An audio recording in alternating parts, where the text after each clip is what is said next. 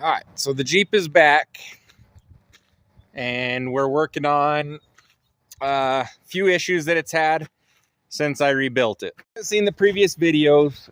This Jeep completely melted down, and it melted the intake and the valve covers and a bunch of plastic and a bunch of wiring and burned out the cats, and it just got freaking hot. I rebuilt the engine, replaced all that stuff, went out and drove it, and it was running like 240, 250 degrees. And I was like, oh man, it's overheating, and it's not showing on the gauge.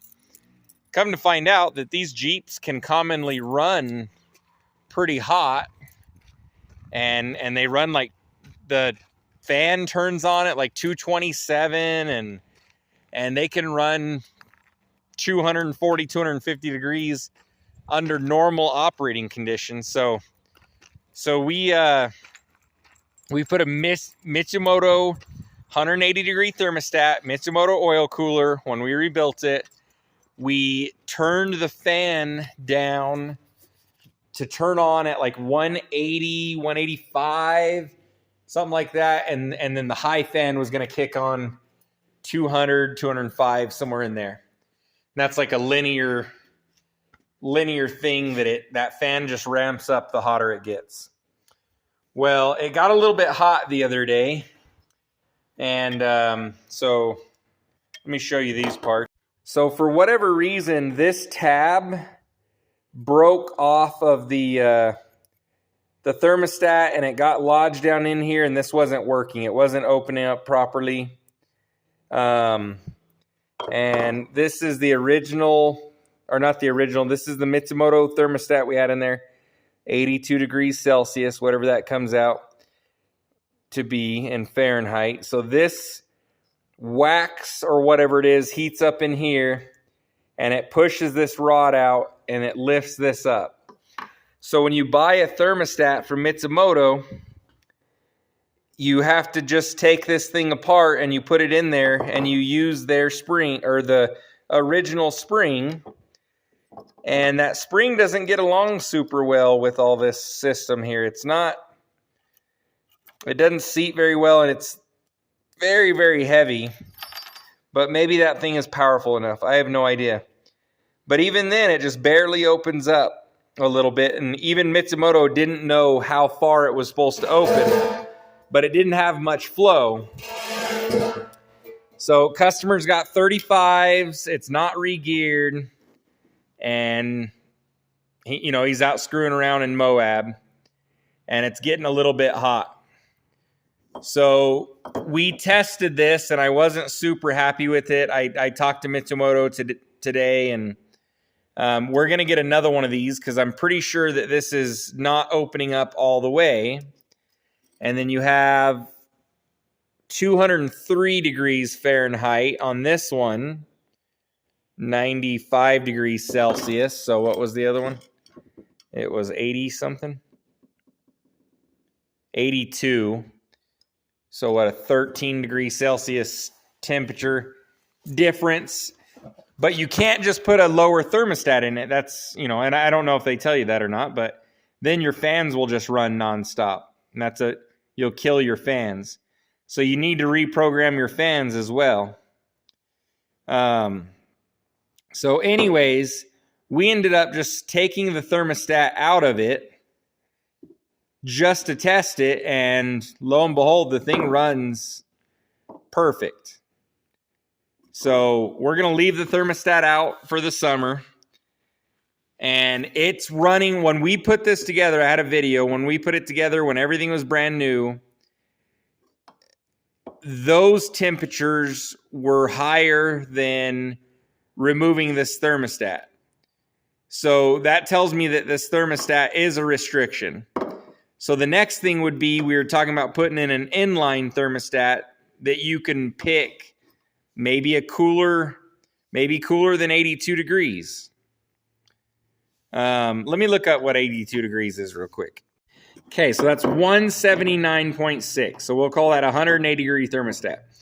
So maybe if we had an inline one, that one, you're going to be able to get the air out of this thing. This thing's going to flush a little bit better. You could bring that inline thermostat up higher.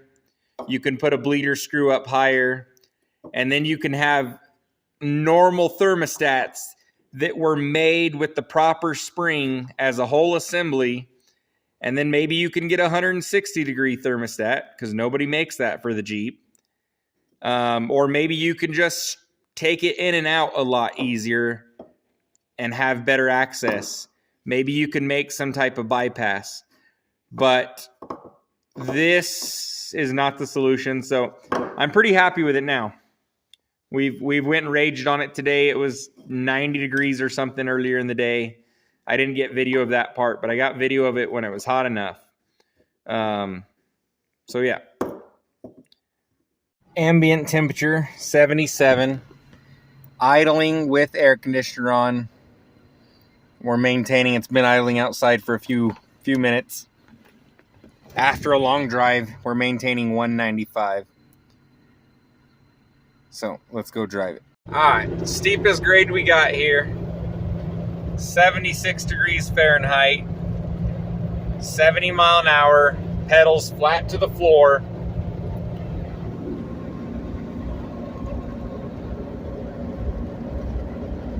Just holding it down. Doing 75 now.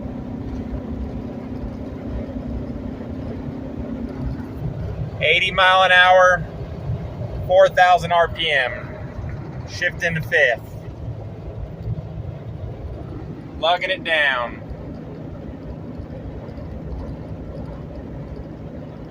Still going up a steep grade. Camera doesn't do it justice. This is a pretty steep grade. So we're lugging it down, 80 mile an hour, 3,000 RPM. We've made it up to 215, back down to 213.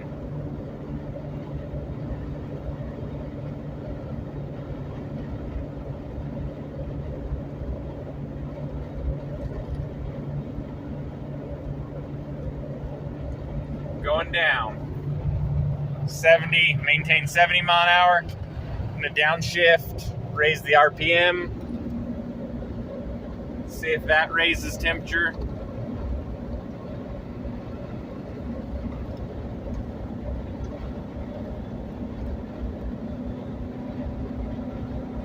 $210. Still going up the pass. 70 mile an hour. Pick it up to 80 mile an hour.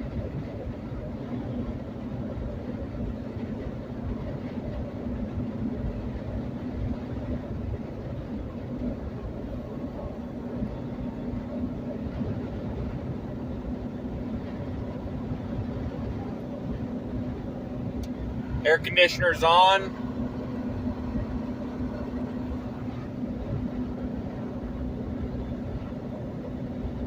$208.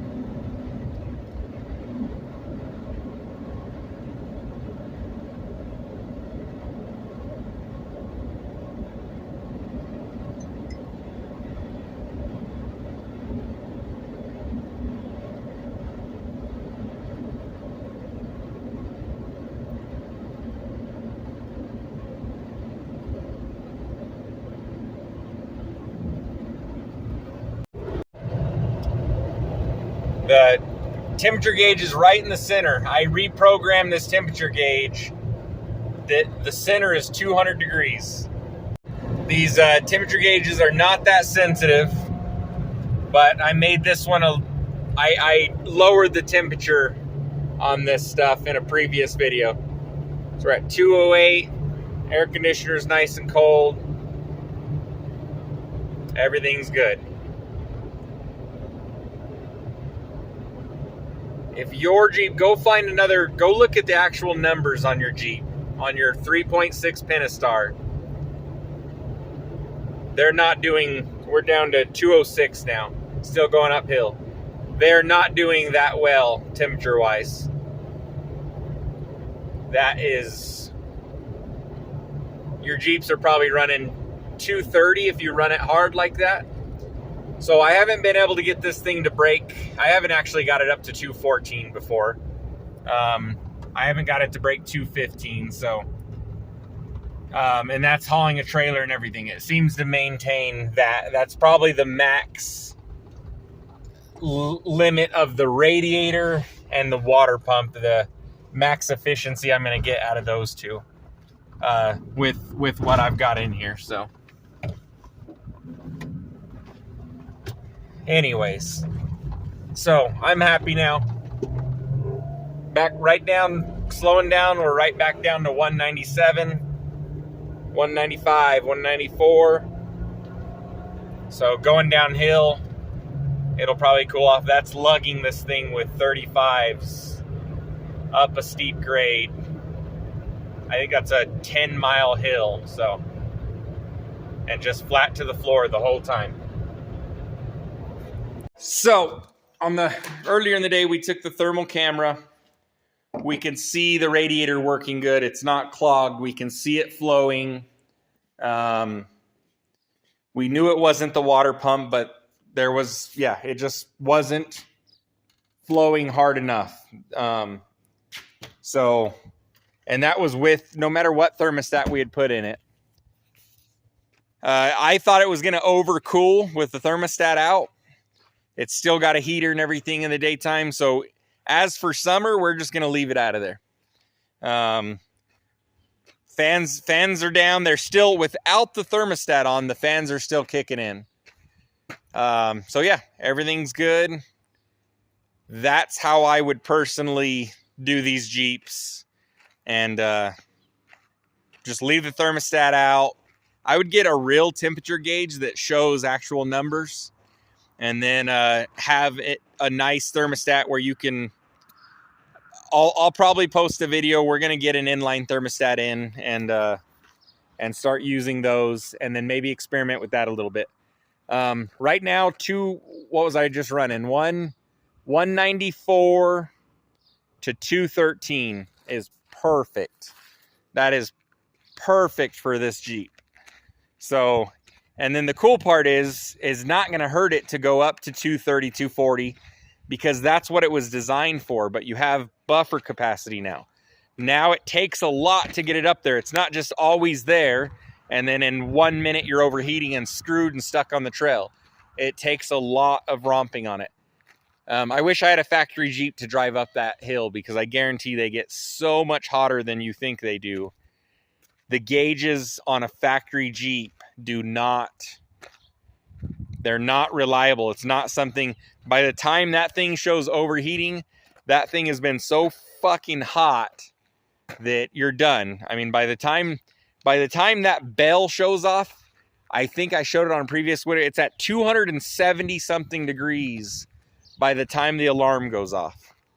So best case scenario is just, so we reprogrammed the gauge. Now the gauge dings a lot earlier. It shows 200 degrees in the center of the thermostat, and 230, 240, 230, I think, is when that thing is overheating. The bell goes off. My customer's not doing any damage at that rate, but he knows to calm down, or whatever's going on, he knows something's wrong. If he's raging on it, calm down. If he's not, something went wrong, and he hasn't done damage by then. So anyways, I'm going to end that video there. Like and subscribe, follow along, check out my other videos on this Jeep. Yeah, see the previous damage to this was dramatic. So thanks for watching. We'll see you next time.